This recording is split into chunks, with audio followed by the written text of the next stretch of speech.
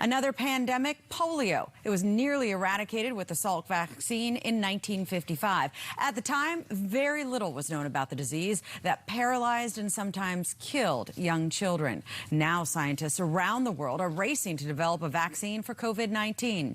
Joining us by phone to discuss the relationship of the polio epidemic to the COVID-19 pandemic, we've got Salk Institute professor Greg Lemke. Dr. Lemke, welcome. Thank you.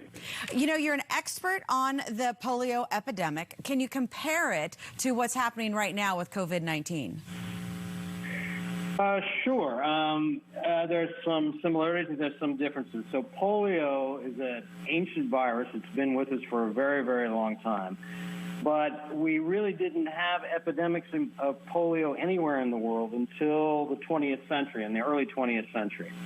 And in the early 20th century in Europe and the United States, we started experiencing polio outbreaks in the summertime. They were generally seasonal, and then they would wax and wane. So some years it would be worse, some years it would be a little not so bad. But with each successive time, the outbreaks got more and more severe. So the worst outbreaks we had of polio were those that occurred in the early 1950s, just before the Salk vaccine came online.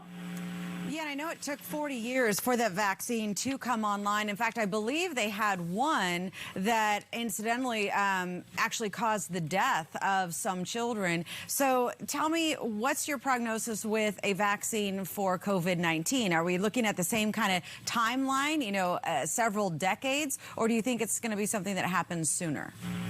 It will be much faster now, much faster. So the vaccines in those days were basically made in two ways. You grew up a preparation of the virus that caused the disease, and you either killed it by some treatment, and that was essentially your vaccine. That was essentially the Salk vaccine. Or you grew it in ways that weakened the virus. So the virus was still alive, but it didn't cause much of a disease, and that was the oral Sabin vaccine. The more modern vaccines are based on molecular biology, where we actually we know all the parts of the novel coronavirus. We know exactly what they look like. We even know the structure of the proteins on the virus surface. So these more modern vaccines are trying to basically produce these components, these protein components that are on the surface of the virus that you have to make antibodies to in order to have protection. So, you know, my predictions, you know, a lot of people are sort of making predictions. There's a ton of really smart people in many different places working on this vaccine now. I think optimally, if everything goes really well as it can be, we're looking about a year before we have a vaccine. If there are some hiccups in that process, it could be a year and a half or 2 years. But I think with the efforts that are being expended on it, I think that sort of 1 to 2 year time frame is not unreasonable at this point. You know, Dr. Lemke, with the flu, we see different strains year after year. And there's been a lot of talk about COVID-19 mutating into something else. So if and when they find a vaccine for COVID-19, is there a concern that it could mutate and then they need to continue to pursue a new vaccine for that strain as well?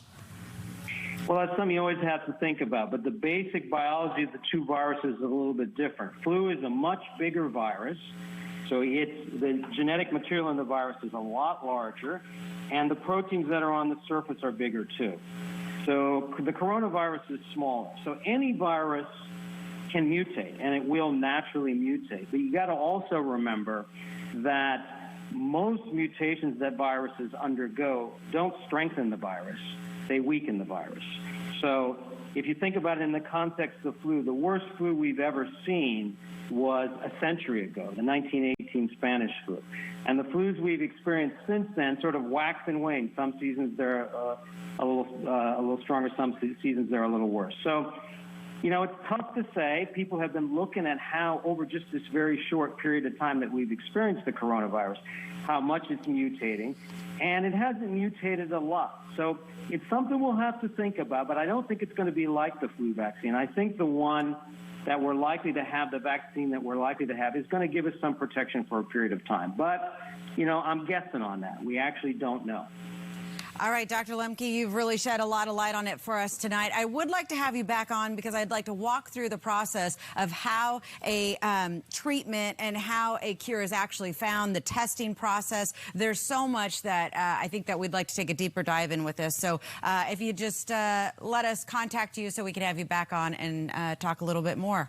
Is that doable? It'd be my pleasure. All right. Sure. Thank you so much. Thank you.